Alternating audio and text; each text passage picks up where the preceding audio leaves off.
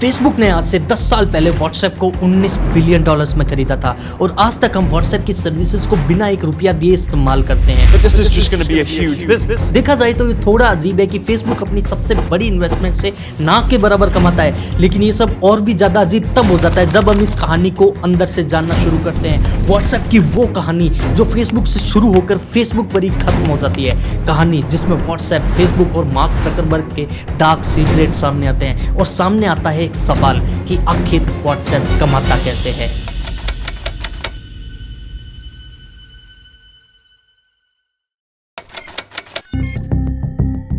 America के California में यान कोम और ब्रायन एक्टर नाम के दो दोस्त 9 साल याहू में काम करके अपनी नौकरी छोड़ते हैं और 1 साल की छुट्टी के बाद दोनों फेसबुक में जॉब के लिए अप्लाई करते हैं, लेकिन वहां से रिजेक्ट हो जाते हैं। ये वो टाइम था जब आईफोन मार्केट में सिर्फ 1-2 साल पहले ही आया था और स्मार्टफोन के कॉन्सेप्ट की बस शुरुआत ही हो रही थी। यान उस टाइम पर एक आईफोन खरीदते हैं और एप्पल का ऐप स्टोर जो सिर्फ 7 महीने पहले लॉन्च हुआ था वो उनको काफी पसंद आता है। ऐप स्टोर को यूज करते हुए उन्हें ये समझ में आ जाता है कि मोबाइल ऐप्स ही अब आने वाला फ्यूचर है। वो ब्रायन के साथ मिलकर ऐप स्टोर के लिए एक ऐप बनाते हैं। ये एक ऐसी ऐप थी जहां पर लोग अपने स्टेटस अपडेट कर सकते थे और उनके फोन में सेव कॉन्टैक्ट्स उन स्टेटस को देख सकते थे। इस ऐप को उन्होंने व्हाट्सएप नाम दिया।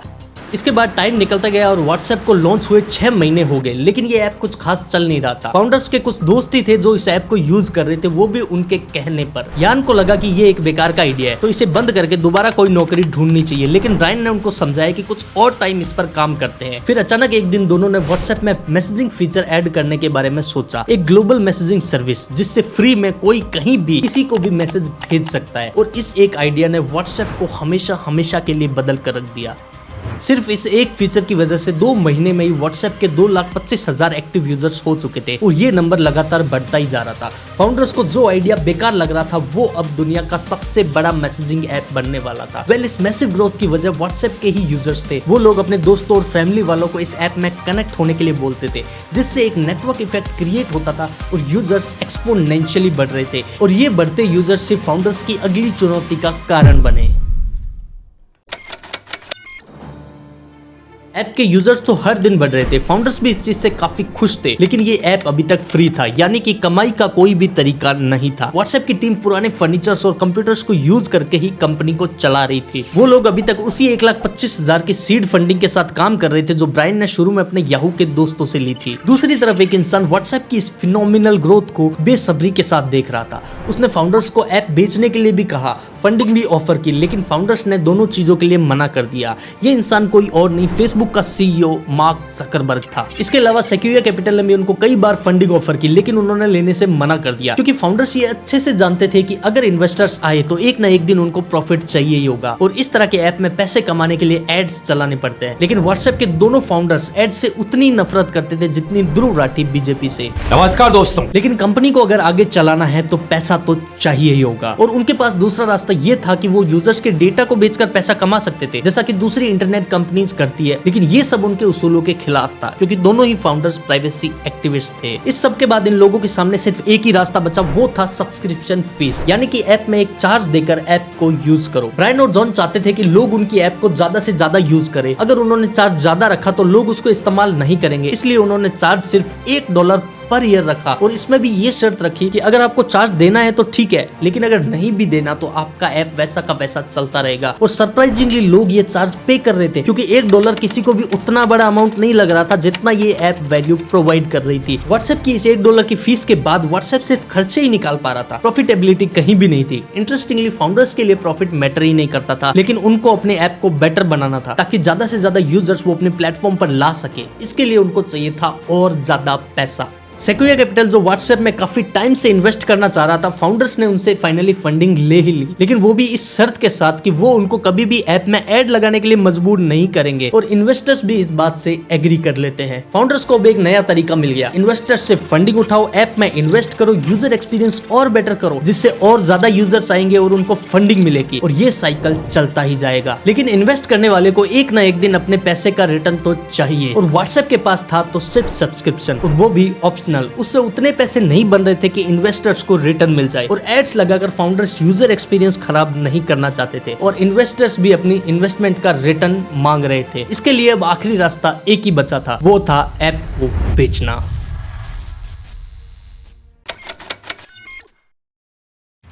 Facebook has purchased WhatsApp for $19 billion. $19 billion. Come on, is it really worth it? It's not the 19 billion that I'm looking at, it's the 450 million users that they have. $19 billion, ये वो amount था जिसे पे करके Facebook ने WhatsApp को खरीदा था। इंडियन रुपीस में अगर बात करें तो 1,58,000 करोड़ रुपए। एक ऐसी ऐप जो सिर्फ 5 साल पहले लॉन्च हुई थी, जिसमें सिर्फ 50 एम्प्लॉइज थे, जिसने पिछले 9 महीने में हार्डली $1.2 मिलियन का रेवेन्यू किया था। और उस ऐप के लिए इतना बड़ा अमाउंट क्यों दिया गया? जिस फेसबुक ने कुछ टाइम पहले इंस्टाग्राम जैसी ऐप को $1 बिलियन में खरीदा था, उसने व्हाट्सएप के लिए $19 बिलियन क्यों खर्च किए? तो जवाब है मार्क जकरबर्ग। वो मार्क जकरबर्ग जिसने 2 साल पहले इंस्टाग्राम को खरीदा था, ट्विटर को खरीदना चाहा लेकिन नहीं कर पाया, स्नैपचैट को भी खरीदने की कोशिश की लेकिन उन्होंने भी बिकने से मना कर दिया। लेकिन जब मार्क को ये पता चला कि व्हाट्सएप के फाउंडर्स को गूगल के ऑफिस बुलाया गया है, तो मार्क इसे किसी भी कीमत पर खोना नहीं चाहता था, क्योंकि गूगल पहले भी 2 बार व्हाट्सएप को खरीदने के लिए ऑफर कर चुका था। इसलिए मार्क ने व्हाट्सएप के फाउंडर्स को एक ऐसा ऑफर दिया जिसे वो चाहकर भी मना नहीं कर सके। सोचो, एक ऐसा बिजनेस जो प्रॉफिट के लिए स्ट्रगल कर रहा हो, जिसमें सिर्फ 50 एम्प्लॉइज काम कर रहे हो और उसकी इतनी बड़ी कीमत $19 बिलियन मिले तो क्या कोई मना कर पाएगा? इसके साथ ही फेसबुक और व्हाट्सएप का नाम एक साथ जुड़ना ही सोचने पे मजबूर करता है, क्योंकि एक तरफ जहां फेसबुक का बिजनेस ही डेटा कलेक्ट करने से चलता है, वही व्हाट्सएप प्राइवेसी और सिक्योरिटी की एक मुहिम थी। तो फेसबुक ऐसे ऐप का क्या करेगा? लेकिन एक बार ये भी सोचो कि अगर व्हाट्सएप गूगल के पास चला जाता तो वो फेसबुक का सबसे बड़ा कंपटीशन बन सकता था, जो मार्क जकरबर्ग को किसी भी हालत में मंजूर नहीं था, क्योंकि मार्क सोशल मीडिया के किंग का ताज छोड़ने को राजी नहीं था। मार्क का एक सिंपल सा फंडा है, वो कंपटीशन को या तो खरीद लेता है जैसा इंस्टाग्राम और व्हाट्सएप के साथ किया, और अगर कोई बिकने को तैयार ना हो तो उसे वैसा का वैसा कॉपी कर लो, जैसा स्नैपचैट और ट्विटर के साथ किया। मार्क जकरबर्ग का ये गेम जीतने का अपना तरीका है और इस गेम में मार्क आज कहीं ना कहीं सफल भी है, क्योंकि दुनिया की सबसे ज्यादा डाउनलोड की जाने वाली टॉप 4 एप्स मार्क जकरबर्ग की है। लेकिन सवाल अभी भी यही है कि मार्क ने व्हाट्सएप के लिए $19 बिलियन दिए तो ये कमाता कैसे है? 2016 में व्हाट्सएप के सीईओ यान को इन्फॉर्म करते हैं कि व्हाट्सएप को वो लोग कंप्लीटली फ्री कर रहे हैं, यानी कि $1 की जो ऑप्शनल फीस थी अब वो बिल्कुल खत्म हो गई थी। यानी व्हाट्सएप अब सबके लिए फ्री था और कोई भी एंट्री बैरियर नहीं था। व्हाट्सएप की ये जो $1 की फीस हटाई गई थी वो कुछ भी नहीं थी फेसबुक के लिए उस डेटा के सामने जो बिलियंस ऑफ यूजर्स से इकट्ठा किया जाने वाला था। व्हाट्सएप को जब फेसबुक ने खरीदा था तो मार्क जकरबर्ग ने व्हाट्सएप फाउंडर से ये कहा था कि वो व्हाट्सएप में एज ए एम्प्लॉय काम करते रहे और व्हाट्सएप को एक अलग कंपनी की तरह चलाते रहे। फेसबुक उनके काम में कोई भी इंटरफेयर नहीं करेगा। लेकिन फेसबुक में मार्क जकरबर्ग के सामने किसी की चलेगी, ये सोचना ही ब्रायन और यॉन की सबसे बड़ी गलती थी। मार्क जकरबर्ग ने आगे चलकर वही किया जो उसे करना था। मार्क ने धीरे धीरे व्हाट्सएप फाउंडर्स के ऊपर प्रेशर बनाना शुरू कर दिया कि वो व्हाट्सएप और फेसबुक मैसेंजर के डेटा को एक साथ मर्ज कर दे, और उनके ऊपर कंटिन्यू प्रेशर बनाया जा रहा था कि व्हाट्सएप में वो एडवर्टीजमेंट शुरू करे। उसको कोई मतलब नहीं था फाउंडर्स की सोच से, उसको जो चाहिए था वो था प्रॉफिट, वो प्रॉफिट जो बिलियंस ऑफ यूजर्स की प्राइवेसी के साथ खिलवाड़ करके आने वाला था।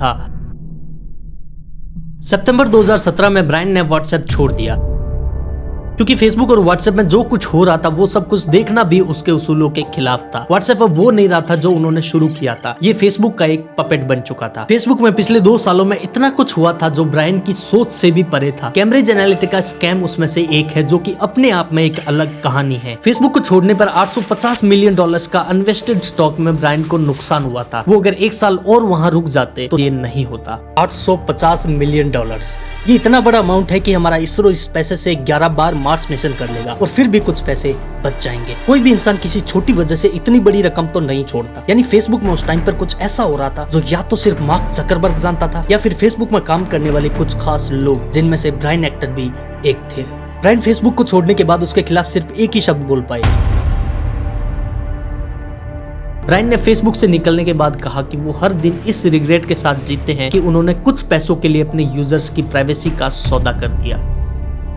ब्रायन ने यहाँ से निकलने के बाद व्हाट्सएप की राइवल ऐप सिग्नल में $50 मिलियन का इन्वेस्टमेंट करके उसको एज ए को फाउंडर ज्वाइन कर लिया। सिग्नल व्हाट्सएप की तरह एक मैसेजिंग सर्विस है जो कि नॉन प्रॉफिट ऑर्गेनाइजेशन की तरह काम करती है और इसका सीधा सा मकसद है प्राइवेसी और सिक्योरिटी।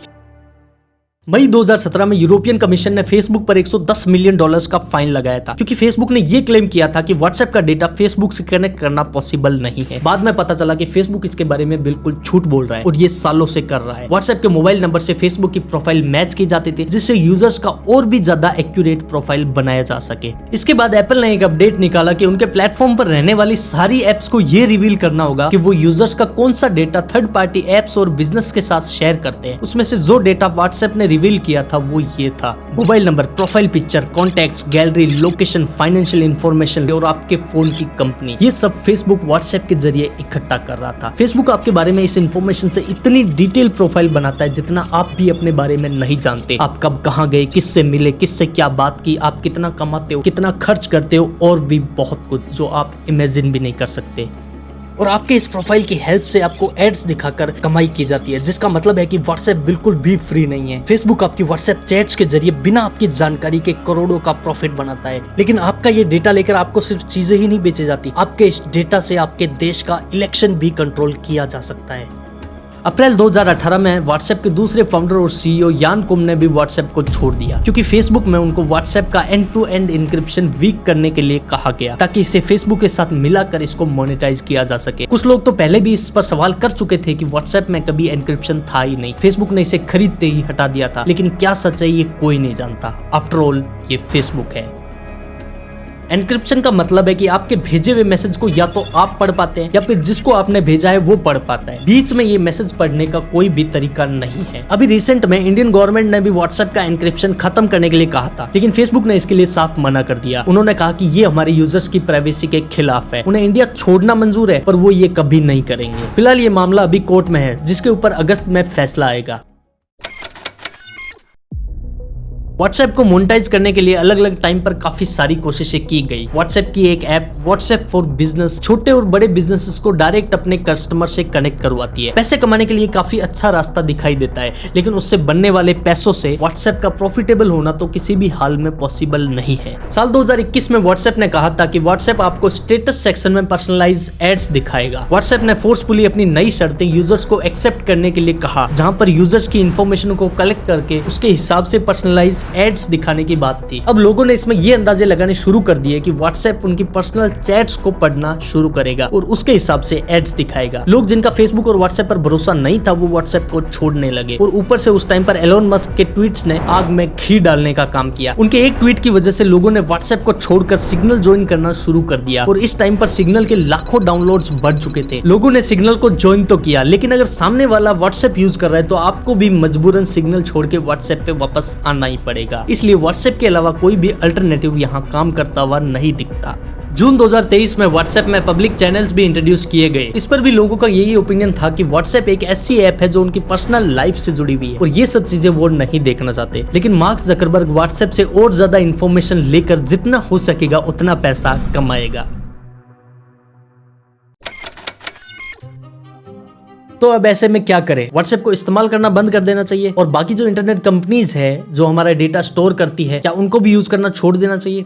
शायद नहीं। ये कंपनी हमारा डेटा तो स्टोर करती है, ये फैक्ट है। सिर्फ फेसबुक या व्हाट्सएप ही नहीं, जितनी भी टेक कंपनीज है जैसे गूगल, यूट्यूब, ट्विटर, ये सारी डेटा स्टोर करती है और इस डेटा के बदले इस सर्विसेज को हमें फ्री में यूज करने का मौका देती है। और ये कंपनीज अगर ऐसा नहीं करेगी तो ये अपनी सर्विसेज को कंटिन्यू नहीं रख पाएगी। ऐसा करके ये कंपनीज हमारी ही लाइफ को ईजी बनाती है। इस डेटा की हेल्प से ही फेसबुक की फीड पर आपको आपकी पसंद की चीज दिखती है। यूट्यूब के एल्गोरिदम की वजह से आपके पसंद के वीडियोस आपकी फीड पर दिखाई देते हैं, जैसे कि आपको ये वाला वीडियो मिला। इनके एड्स और सर्विसेज की वजह से ही लाखों छोटे और बड़े बिजनेसेस और करोड़ों की इकोनॉमी चलती है। और फिर भी आप अपने डेटा को लेकर फिक्र करते हैं तो गूगल जैसे एप्स आपको हिस्ट्री डिलीट करने का ऑप्शन देते हैं। आपको अगर व्हाट्सएप पे भरोसा नहीं है तो आप दूसरी एप्स जैसे सिग्नल का इस्तेमाल कर सकते हैं। इसके अलावा इंटरनेट का इस्तेमाल करते टाइम आप वीपीएन का इस्तेमाल कर सकते हैं, जिससे सिक्योरिटी की एक और लेयर इसमें ऐड हो जाती है। वीपीएन सर्विसेज की अगर बात करें तो नोड वीपीएन एक काफी अच्छा ऑप्शन निकल के आता है। उसका लिंक आपको वीडियो के डिस्क्रिप्शन में मिल जाएगा। ये सारी एप्स और सर्विसेज तब तक सेफ है जब तक ये डेटा को स्टोर करके आपको एड्स या कंटेंट दिखाए। लेकिन जब आपका ही डेटा आपके ही खिलाफ इस्तेमाल होने लगे तब आपको सतर्क रहने की जरूरत है। जहां कैम्ब्रिज एनालिटिका स्कैम में लाखों लोगों का डेटा इस्तेमाल करके एक पूरी की पूरी सरकार बना दी गई थी। ये डरावना है। इन सारी एप्स और सर्विसेज को इस्तेमाल करना है या नहीं, ये सब कुछ आप पर डिपेंड करता है, क्योंकि इस वजह से इनके साथ भी वो ना हो जाए जो टाटा नैनो के साथ हुआ था।